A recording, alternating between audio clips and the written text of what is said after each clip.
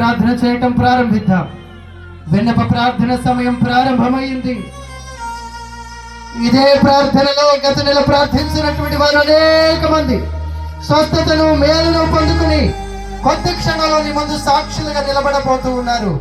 ఇది నిజం, ఇది సత్యం. అటువంటి పరిస్థితిని నువ్వు కూడా అనుభవించడానికి సిద్ధమైతే విశ్వాసంతో ప్రార్థించు.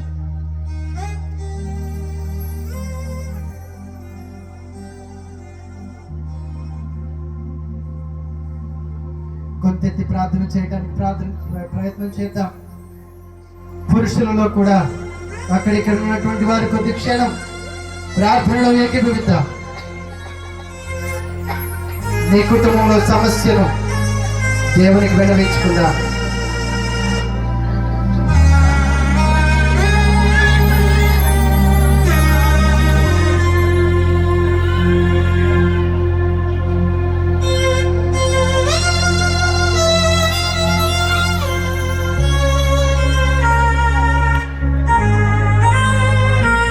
అనేక విన్నపములను నేను విన్నవిస్తూ ఉండగా ప్రార్థనలో ఏకీభవిద్దాం. మన కుటుంబాలను దేవుడు ఆశీర్వదించమని. ప్రియులారా, కేవలం ఒక 42 మంది మాత్రమే నిజాయితీగా ప్రార్థిస్తూ ఉన్నారు.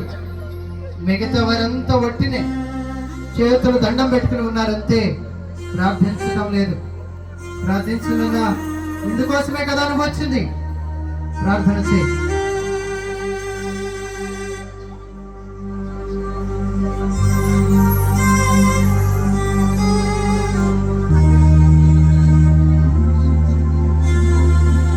కుటుంబాలను దేవుడు ఆశీర్వదించమని ప్రార్థన చేద్దాం.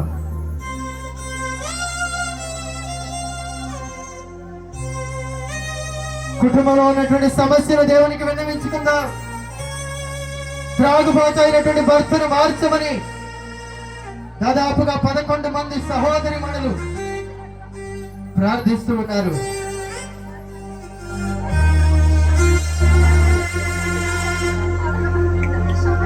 ఏకీభవించండి.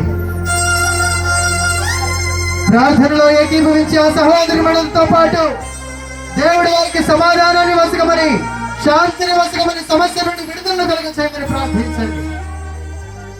కుటుంబంలో ఇంకెవరెవరైతే భర్తలు త్రాగుబోతులుగా ఉంటూ ఉన్నారో వారిని దేవుడు ఆశీర్వదించమని ప్రార్థన చేద్దాం. సహోదరి, నీ కన్నించిన దేవుడు ఒడిసి పెట్టుకుంటూ ఉన్నాడు. సమస్య పెద్దదిగా కనిపిస్తూ ఉందా? దేవుడు నీకు సమాధానాన్ని వస్తున్నాడు.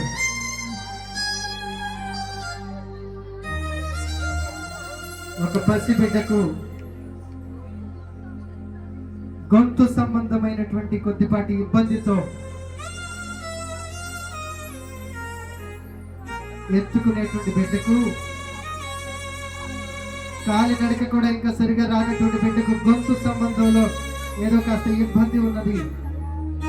తల్లి, ప్రార్థించమ్మా. దేవుడు నీ మరణ ఆలకిస్తూ ఉన్నాడు. తన బిడ్డ, తన కోడలి గర్భఫలం కోసం, గర్భం నిలవాలని ఒక సహోదరుడు ప్రార్థిస్తూ ఉన్నాడు. సోదరా, ప్రార్థించు. దేవుడు ఈ సమయంలో నీకు సమాధానం చెప్పబోతూ ఉన్నాడు. నీ కోడలి గర్భాన్ని నిలపబోతూ ఉన్నాడు. నీవు త్వరలో నీ సాక్ష్యం చెప్పుకుంటావు. ప్రార్థించు, ప్రార్థించు నాన్న.